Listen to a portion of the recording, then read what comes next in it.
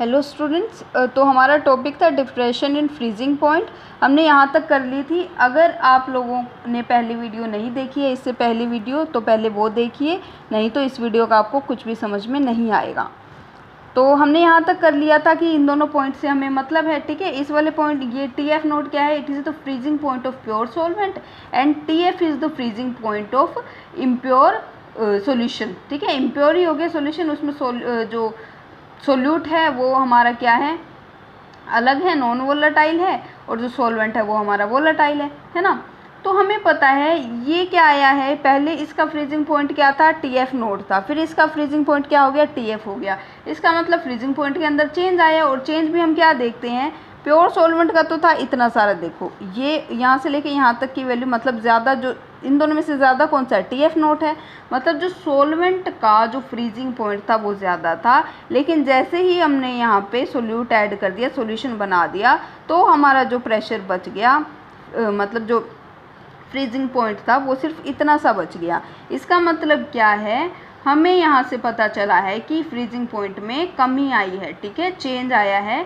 तो जो चेंज जो आया है फ्रीजिंग पॉइंट में, क्योंकि ये किस वजह से हुआ है? हमने यहाँ पे सोल्यूट को ऐड किया है, तो इसीलिए जो डिप्रेशन आया, मतलब जो कमी आई है फ्रीजिंग पॉइंट में, वो डायरेक्टली प्रोपोर्शनल रहेगा सोल्यूट की कॉन्सेंट्रेशन के, ठीक है। क्योंकि खुद ही देखो यहाँ से पहले इतना सारा था, फिर इतना सा हो गया। इतना सा क्यों आया है? क्योंकि हमने नॉन वोलेटाइल सोल्यूट ऐड किया है। तो मतलब डायरेक्टली डिपेंड करेगा, हम जितनी सोल्यूट की कॉन्सेंट्रेशन डालेंगे उतना ही यहाँ पे फ्रीजिंग पॉइंट कम होता जाएगा, ठीक है।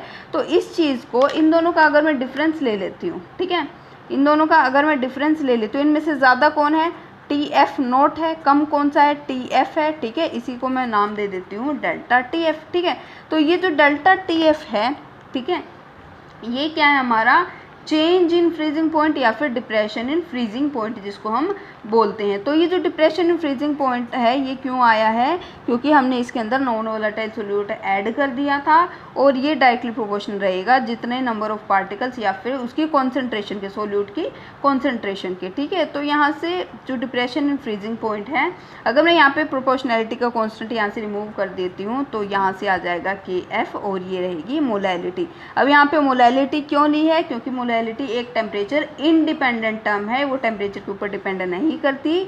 और यहाँ पे क्योंकि सारा खेल ही टेम्परेचर का है, तो इसीलिए हमें ऐसी टर्म लेनी थी जो कि टेम्परेचर इंडिपेंडेंट हो, ठीक है। इसलिए हमने यहाँ पे लिया है मोलैलिटी को। तो अभी यहाँ से हमें पता है जो डिप्रेशन इन फ्रीजिंग पॉइंट आया है डेल्टा टी एफ, उसकी वैल्यू अभी अभी हमने देखी के एफ और एम है। जहाँ जो के एफ है ना, इसका नाम है molal depression constant for solvent. K F is molal depression constant for solvent, ठीक है। इसके एक दो और नाम होते हैं, वो भी आप लोगों को पता होने चाहिए। इसका दूसरा नेम हम बोल सकते हैं, it is freezing point depression constant. Freezing point depression constant, है ना। तो ये दूसरा नाम है इसका। इसका एक और नाम है जिसको हम बोलते हैं cryoscopic constant. It is also known as cryoscopic constant. तो ये तीनों नाम इसी के हैं, के एफ के ही हैं, ठीक है।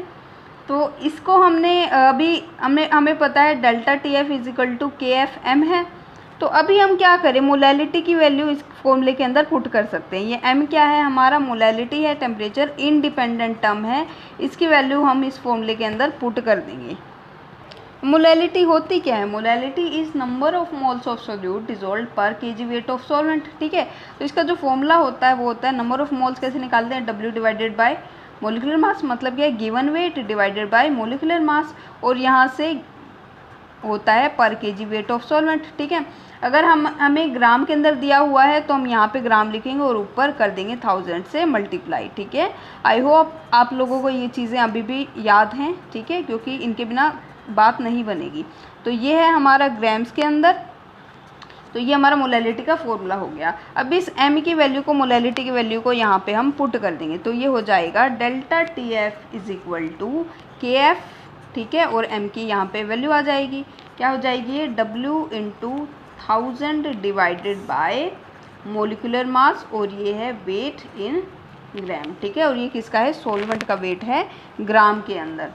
ओके, तो ये जो है हमारा फॉर्मूला आ गया है, ठीक है, डिप्रेशन इन फ्रीजिंग पॉइंट का। तो ये इसके बहुत सारे न्यूमेरिकल्स हमें डायरेक्टली भी पूछे जाते हैं। अब मैं आप लोगों को कुछ कंपैरिजन करवाने वाली हूँ जो कि बहुत इम्पोर्टेंट है। अब आप लोग देखिए, अगर आपसे मोलर मास पूछ रखा है सोल्यूट का, ठीक है, सब कुछ दे रखा है, पूछ रखा है मोलर मास बताओ सोल्यूट का, तो कैसे करोगे, यहाँ से क्या कर सकते हो, यहाँ पे जो मोलर मास है सोल्यूट का उसको उस साइड ले जाओ, डेल्टा टी एफ को इसके नीचे ले आओ, क्या बन जाएगा एम एम, ठीक है, ये क्या है सोल्यूट का है ना, तो यहाँ से हो जाएगा डेल्टा टी एफ को इसके नीचे लेके जाना है, तो ऊपर रहेगा के F into W into 1000 divided by यहाँ पे क्या हो जाएगा डेल्टा टी एफ इंटू में यहाँ पे क्या है weight of solute in grams, ठीक है, नहीं weight of solvent in grams. ये सोलवेंट का वेट है, ये सोल्यूट का वेट है, याद रखना, ठीक है। सोलवेंट मतलब आप लोग W1 W2 जैसे भी याद रखो, याद रखना है नीचे वाला सोलवेंट का है, ऊपर वाला सोल्यूट का वेट होता है। तो ये सब चीज़ें आ गई। अब अगर हमें मोलर मास निकालना हो सोल्यूट का, तो हमें पता होना चाहिए जो क्वांटिटीज़ हैं, जो सोल्यूट का गिवन वेट और सोलवेंट का गिवन वेट हमें पता होना चाहिए, डेल्टा टी एफ की वैल्यू पता होनी चाहिए और यहाँ पे के एफ की वैल्यू भी हमें पता होनी चाहिए, ठीक है। अब इसके बाद एक बहुत इंपॉर्टेंट चीज़ आती है के एफ और के बी के बीच में कंपैरिजन।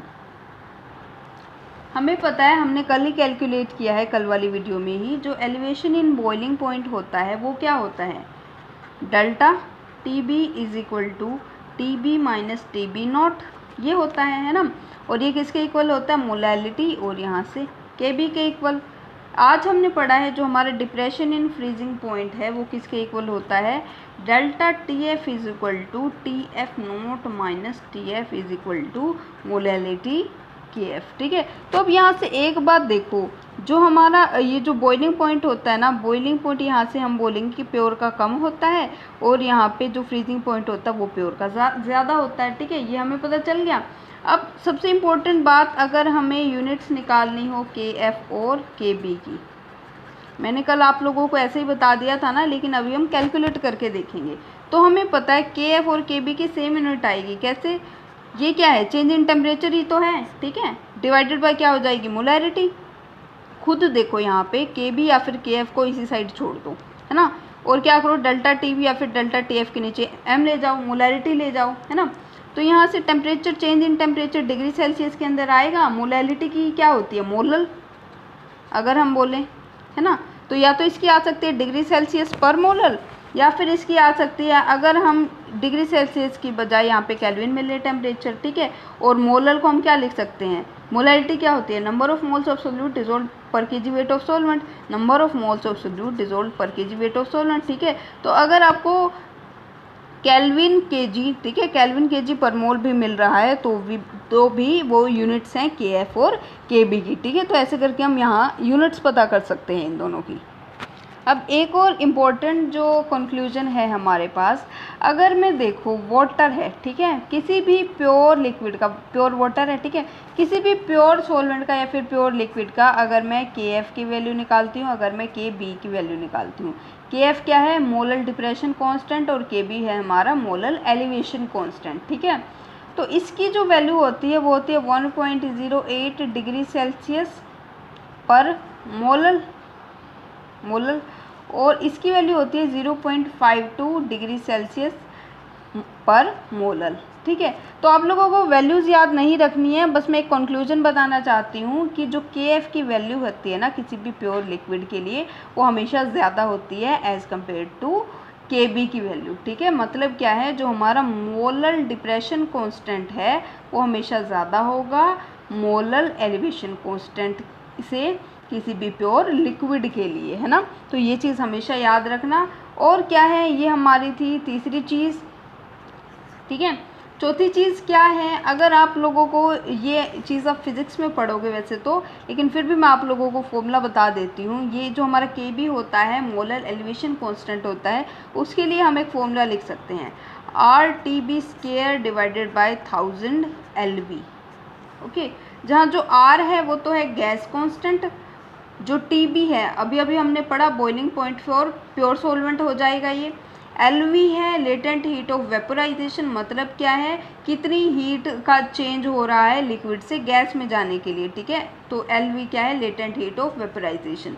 तो ये जो लेटेंट हीट ऑफ वेपोराइजेशन होती है ये किसके इक्वल होती है, it is equal to change in heat of vaporization divided by molar mass of solvent, ठीक है।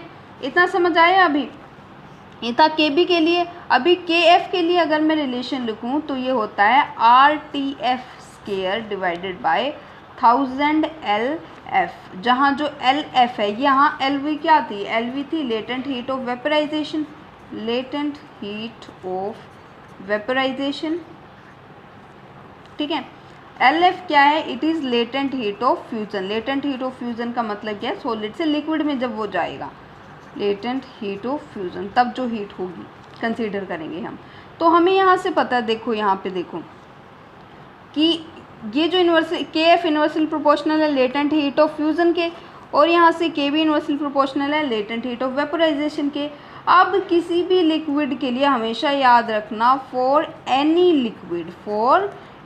लिक्विड जो हमारी लेटेंट हीट ऑफ वेपोराइजेशन होती है वो हमेशा ज़्यादा होती है as compare to latent heat of fusion के, ठीक है। अब हमें पता है लेटेंट हीट ऑफ वेपोराइजेशन हो चाहे लेटेंट हीट ऑफ फ्यूज़न हो, दोनों इन्वर्सली प्रोपोर्शनल है अपने अपने कांस्टेंट के। तो इसका मतलब क्या है, फॉर एनी लिक्विड, किसी भी लिक्विड के लिए जो KB की वैल्यू है वो हमेशा कम होगी एज़ कम्पेयर टू KF की वैल्यू की, ठीक है। तो इसका मतलब क्या है, अब मैंने आपको बताया था ना कि KF की वैल्यू ज़्यादा होती है KB की वैल्यू से, तो ये उसका रीज़न है कि क्यों KB की वैल्यू कम होती है KF से, ठीक है, क्योंकि हमें ये फॉर्मूले पता होने चाहिए उसको डिफ़ाइन करने के लिए, ठीक है। तो ये थी तो एक्स्ट्रा सी चीज़, बट फिर भी कभी कभी मतलब पूछ ली जाती है, इतनी नॉट सो इम्पोर्टेंट, बट आप लोगों को ये चीज़ पता होनी चाहिए। अगर कोई रीज़न पूछ ले कि ऐसा क्यों होता है तो आप एटलीस्ट उसको बता पाओ, ठीक है। तो यहाँ पे हमारा ये टॉपिक ख़त्म होता है। इसके अच्छे से आप नोट्स प्रिपेयर कीजिए और इसके जो क्वेश्चंस मैं दूंगी वो सॉल्व करने हैं आपको।